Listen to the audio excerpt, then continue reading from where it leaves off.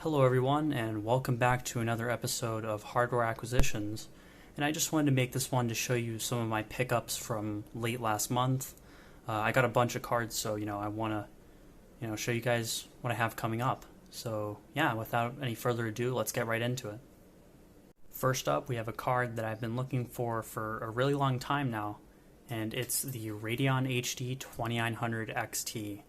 This one's got 512 megabytes of GDDR3. So yeah, I've been looking for one of these cards for about 2 years, and it just seems like they've disappeared from the used market. I mean, it's not even just the 2900 XT. The 2900 Pro and 2900 GT are pretty much impossible to find nowadays, and even harder to find for a decent price. So yeah, I was lucky enough to find this thing for $40, and yeah, I picked it right up.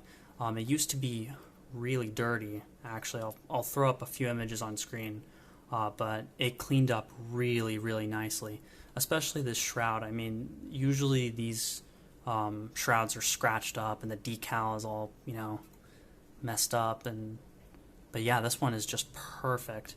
I mean, it's got a little bit of scuffing there, but I mean, really, I couldn't have asked for a more perfect card for the price. So yeah, finally got one of these cards. They're really interesting. Main thing that got me interested in the 2900 series was F2F Tech's videos on these cards. If you haven't seen them, I'll link them in the description below. They're awesome videos, and I really recommend you check them out. Next up is the Radeon HD 4870, and I actually have two of these cards. Picked them both up for $24, so $12 a pop. Pretty good deal if you ask me. These are Mac Edition cards. You can tell because they have this light silver PCIe bracket with a single DVI and mini DP output. But yeah, they're using the reference cooler, and they're really not that much different from the reference cards. I think they have slightly lower clocks on the memory, but yeah, they're pretty awesome. I love the way that this cooler looks.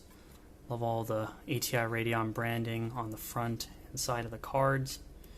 They're awesome.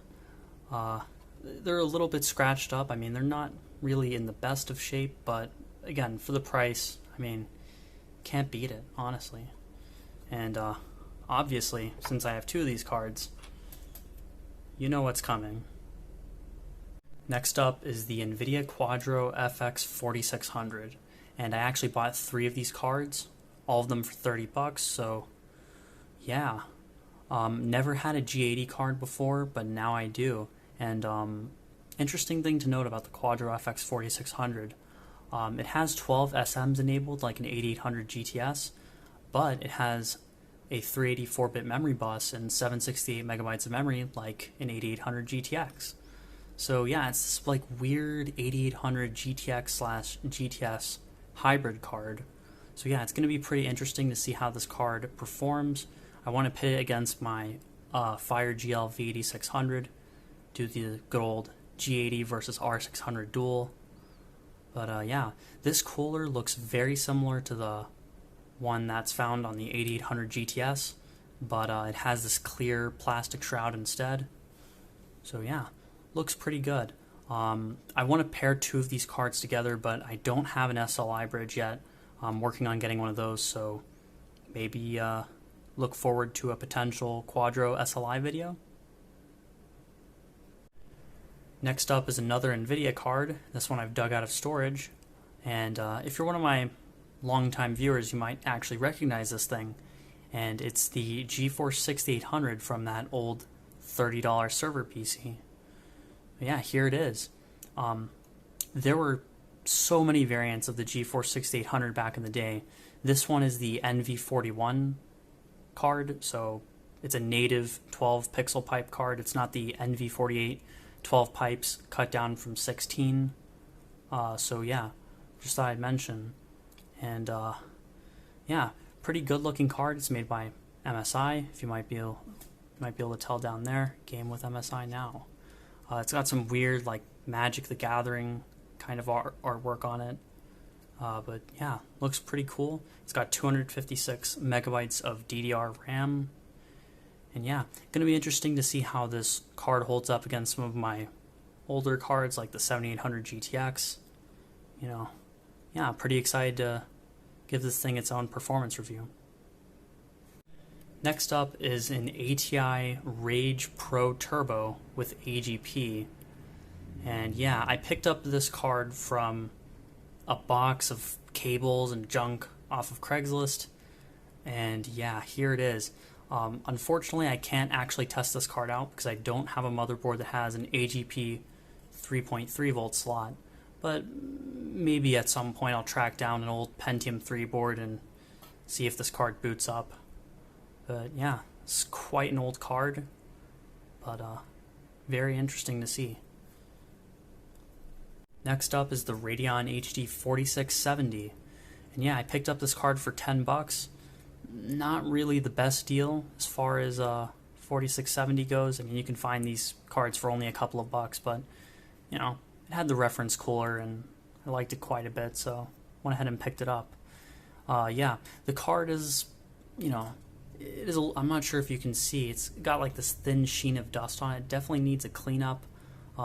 Also, looks like the crossfire connector is a little mangled there, but it's fine. I don't really plan to put it in a crossfire setup. But the main reason I got a hold of this card was to compare against my Radeon HD 2900 XT and HD 3850. I want to see how the 320 SP ATI cards hold up through the ages, and yeah, I thought this was a very good candidate. So yeah, it's got a 128-bit memory bus, so it's got way less bandwidth than the 2900 XT or 3850, but I think it'll still put up a good fight against those cards. So yeah, excited to see how it holds up. Next up is the Radeon X1650 Pro with AGP. So yeah, pretty difficult to find card nowadays. Main reason I got this is because this is actually the exact same model as the first graphics card that I ever bought. So yeah, it certainly brings back a lot of memories. Yeah, I've made a review of the X1650 Pro on my channel, but it's an awful review. Please don't watch it. I'm definitely going to remake it and give this card the review it deserves.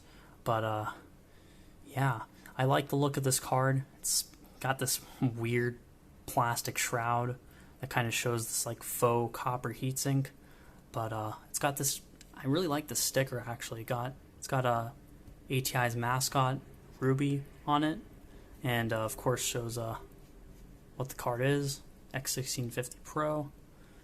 But yeah, this is a very nostalgic card to me, and definitely look forward to a review of this thing coming up.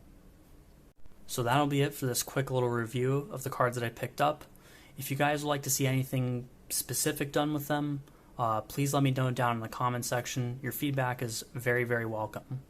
But yeah, thank you all for watching. Like, comment, and subscribe, and I'll see you all in the next one.